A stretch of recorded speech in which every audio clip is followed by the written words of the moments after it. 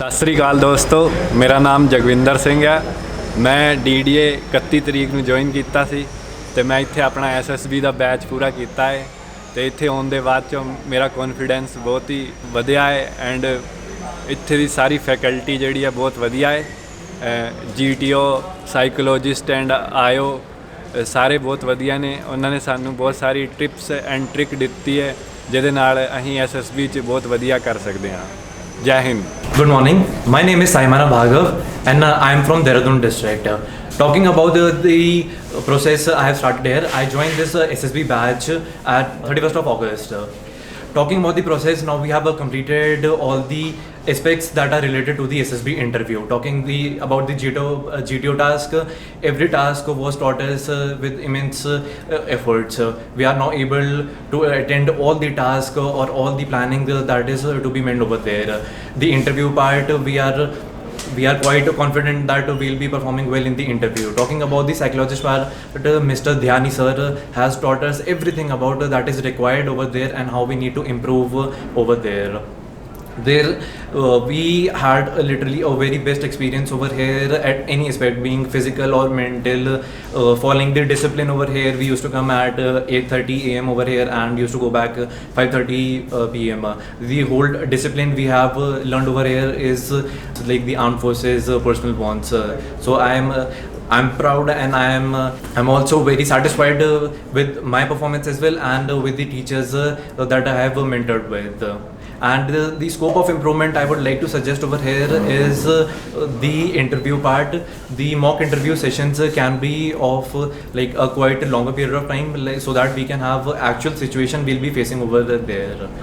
Everything apart from this was definitely very very well. Thank you. Good morning everybody. My name is Anand. I am from Mahendragarh district of Haryana.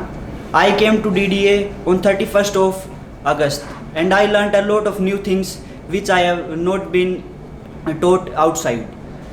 This was a very good experience.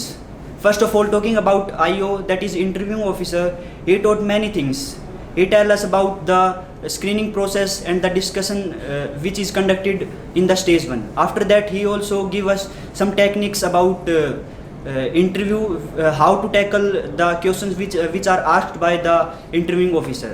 After that, in psychology, Captain H.C. Dhyani was very good. We learned a lot of new things. He really taught us that what is SSB and what is want from us. He emphasized more upon the 15 OLQs which are required to be an officer in the NDA or in the Indian Army. And after that, the GTO, through all the 15 days, the GTO was conducted and GTO sir was very frank to us and he taught very new things, like he gave us many new ideas in PGT and he also taught us how to tie the rope and these things, and the command task was quite interesting and in individual obstacle was very good. And in DDA there are many obstacles that is for the snake race and individual obstacles, and they are very good, and same obstacles are also present in some SSB centers. Thank you. Jai Hind. Hello everybody, my name is Ankush Adhana. I am from Meerut. I have my SSB at Selection Center East, SSB Allahabad. I joined Doon Defence Academy 31st of August. Earlier I was completely unaware of the procedure of SSB. After coming here, I know the whole procedure of SSB. Captain of Indian Navy H.C. Dhyani sir told us what they want from us, and we learned here thoroughly the process of SSB. The infrastructure of GTO is very well and group captain D.K. Tamar was quite good. Our interview session was quite good. We learned lot of things from here. Thank you.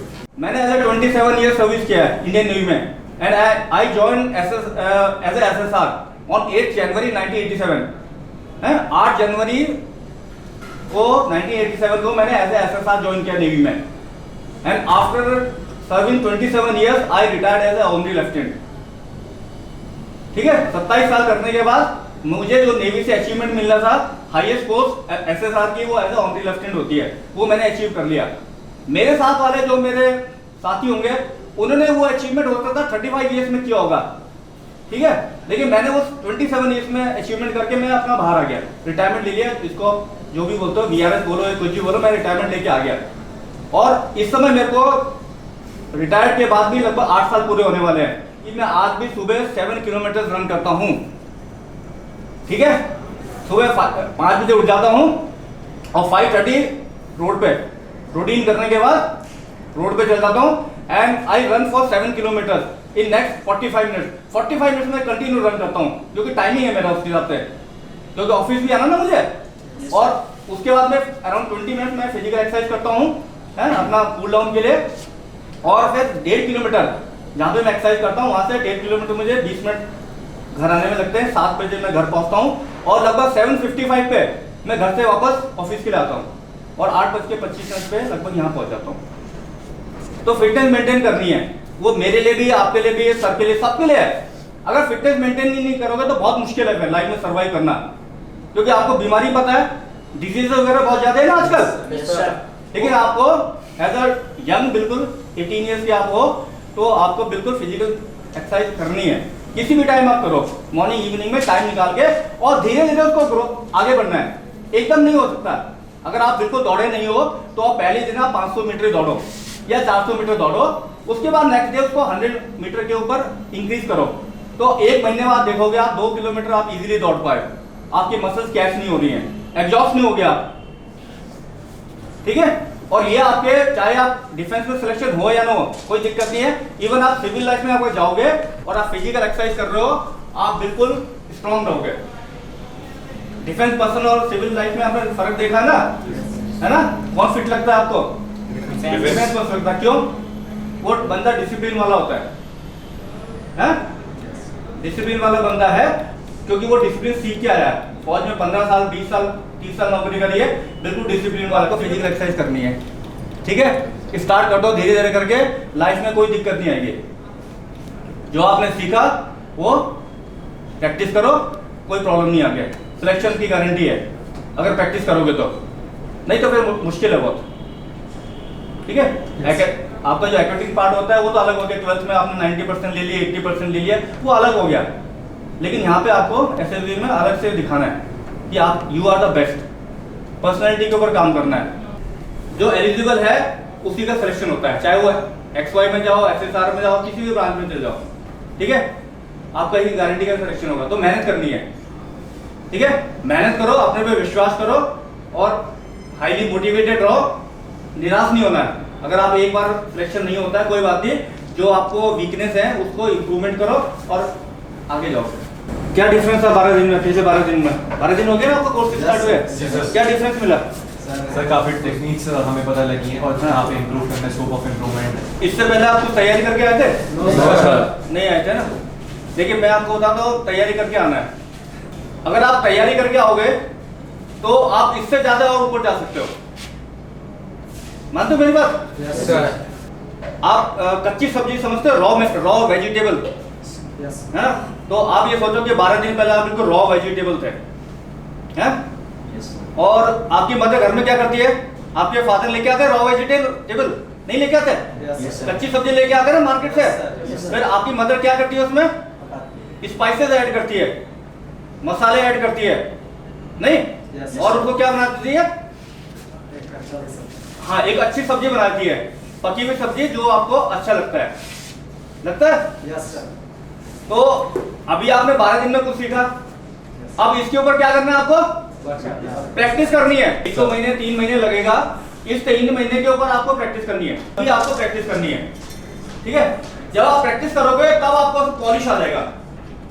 ज्यादा easy है, आपका call आ गया, marks के base में आपका call आ गया, आप जाओगे और स्क्रीन आउट हो गया, आ जाओगे। लेकिन अगर प्रिपरेशन करके जाओगे तो डेफिनेटली मैं बोलता हूँ आप फेज 2 के लिए क्वालिफाई करोगे। और फेज 2 में आपने क्वालिफाई किया तो उसके बाद आपको एडवांटेज है, क्योंकि आप वहां पे 3 दिन रहोगे, है ना? 3 दिन में आपका साइकोलॉजी हो गया, ग्रुप टास्क हो गया, इंटरव्यू हो गया। तो 3 दिन में आपको बेनिफिट मिलेगा, उसका आने जाने में कोई बेनिफिट नहीं मिलेगा। तो अगले 3 दिन आपको बेनिफिट मिलेगा। और अब जब आप कॉन्फिडेंस में पहुंचोगे तो आपका जो है, आपका जो बेसिकली स्टेमिना हो गया, ठीक है, आपका मोरल हो गया, वो हाई रहेगा, है ना? और आप ज्यादा सीख के जाओगे, चाहे साइकोलॉजी हो गया, चाहे ग्रुप टास्क हो गया, आपको अपनी वीकनेस पता चल जाएगी। और वीकनेस से फिर आपको क्या करना है? इसको इंप्रूवमेंट करना है। आपने हमारे जो फॉर्मर प्रेसिडेंट थे उनका नाम सुना था? Abdul Kalam, Yes, sir. है ना? वो भी एयरफोर्स की एसएसबी के लिए गए थे, करेक्ट है sir? Yes, sir. Selection board हाँ। नंबर 1 एयरफोर्स है ना, आए थे लेकिन उनका सिलेक्शन नहीं हुआ था उनका सिलेक्शन। तो अगर मान लीजिए उनका सिलेक्शन हो जाता है एसएसबी में, तो वो क्या बनते हैं मैक्सिमम पोस्ट पे? एयर चीफ मार्शल एयरफोर्स में, या उसके बाद मार्शल ऑफ द एयरफोर्स बन जाते हैं। इतना ही बनते हैं, इससे ज्यादा तो नहीं बनते। लेकिन उनका रिजेक्शन हुआ and later he became the president of India. और प्रेसिडेंट ऑफ इंडिया क्या है यहाँ पे? Is the supreme commander of the arm forces, वो उससे ऊपर चले गए। तो ये सब चीजें आप भी कर सकते हो। तो अगर रिजेक्शन भी होता है फर्स्ट टाइम तो कोई दिक्कत नहीं है, आपको और बेटर प्रिपरेशन करनी है। एजुकेशन वीडियो जो यूट्यूब में है, आपके सभी के पास स्मार्टफोन है, उसको आप देखें, उससे सीखें। एसएसबी बुक में सब कुछ प्रोसीजर दिया हुआ है, लेकिन प्रैक्टिस करना पड़ेगा। आपका टैट हो गया, वैट हो गया, कुछ भी ले लो, एसआरटी हो गया, बिना प्रैक्टिस के नहीं होगा, है ना। वैट में आप देखो, आपके पास एक वर्ड के लिए केवल 15 सेकंड का टाइम है, उसमें आपको सोचना भी है, उसमें लिखना भी है। तो अदरवाइज जो 15 सेकंड का टाइम है वो डिफिकल्ट है, बहुत मुश्किल नहीं है। लेकिन जब आप वहां पे एग्जामिनेशन हॉल में बैठोगे तो आप डेफिनेटली 15 सेकंड्स में कुछ ना कुछ सेंटेंस वहां पे लिख दोगे, लेकिन उसमें कुछ क्वालिटी लेके आनी है। अगर क्वालिटी लेके आओगे तो आपको फायदा होगा। तो आपको फिजिकल एक्सरसाइज करनी है, रेगुलर करनी है। जो भी टाइम निकाल रहे हो, आधा घंटा 1 घंटा सुबह शाम जो भी मिल रहा है, वो आपको रेगुलर करनी है, क्यों एसएसबी में काम आएगी वो। और डिफेंस में तो आपको फिजिकल स्टेमिना वगैरह, फिजिकल एक्सरसाइज वगैरह करनी ही पड़ती है। सर ये ऑफिसर एंट्री ज्यादा टफेस्ट है सर, ये नहीं एसएसआर डबल ए मान देखो सभी टफ है। मैं मान लीजिए ऑफिसर के लिए ट्राई कर रहा हूँ, मेरा सिलेक्शन नहीं होता है, तो मैं अगर एसएसआर का एग्जाम में एक्स वाई का एग्जाम दे रहा हूँ तो कोई दिक्कत नहीं है उसमें, हैं? आप एनडीए के लिए ट्राई कर रहे हो कि या दूसरे एग्जाम के लिए ट्राई कर रहे हो, उसके साथ आप जो नीचे वाले एग्जाम है एक्स वाई के एयरफोर्स में या डबल एसएसआर के नेवी में, वो एग्जाम आप दे दो। उससे आपको फायदा क्या होगा? आपको फायदा ये होगा कि जब आप एग्जाम देने जाओगे तो आपको पता चल जाएगा मैं एकेडमी में कितना स्ट्रांग हूं, और अगर मेरे में कोई कमी है, वीकनेस है, तो मुझे क्या करना है, उससे इंप्रूव करके जाना है।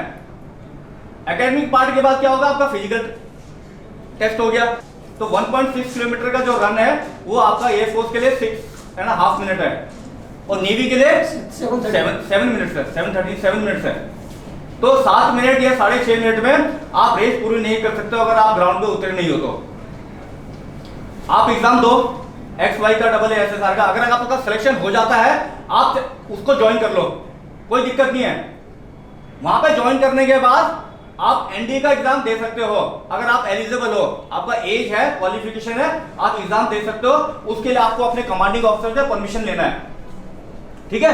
वो आपको रिटन परमिशन देंगे और उसके बाद आप एग्जाम दोगे। बाय द वे आपका सिलेक्शन हो जाता है गुड लक के कारण, तो आपको क्या करेंगे, वो बाइज्जत वहां से बरी कर देंगे and you will join NDA Khadakwasla, ठीक है? मान लीजिए आपका एनडीए में नहीं हुआ सिलेक्शन, कोई दिक्कत नहीं है, आप बीए को परस्यू करो, बीए पढ़ो, आप परमिशन ले लो वहां से। मान लीजिए आपने बीए क्लियर कर लिया, आप फिर सीडीएस का एग्जाम दे दो, परमिशन दो, सीडीएस का एग्जामिनेशन दो। और सीडीएस में आपको पता है जो बीए के बच्चे वो केवल आर्मी के लिए एलिजिबल है, करेक्ट ना? Yes. आप आर्मी का एग्जाम दो। मान लीजिए वहां पे भी क्लियर नहीं हुआ, थर्ड ऑप्शन क्या बताता हूँ, सर्विस में कुछ इंटरनल एग्जामिनेशन होता है, जैसे आर्मी में सोल्जर जो एंट्री होती है उसमें एसीसी के एग्जामिनेशन होते हैं, नेवी में उसको बोलता है हायर एजुकेशन टेस्ट, वो एग्जामिनेशन होता है। ऐसे कुछ एयरफोर्स में भी होगा, तो वो एग्जामिनेशन लेते हैं और एग्जामिनेशन जो बच्चा क्लियर कर लेता है वो फिर वहां से एसएसबी के लिए जाता है और फिर वो ऑफिसर बन सकता है। तो ये 3 मौके फिर भी हैं आपके पास ऑफिसर बनने के लिए।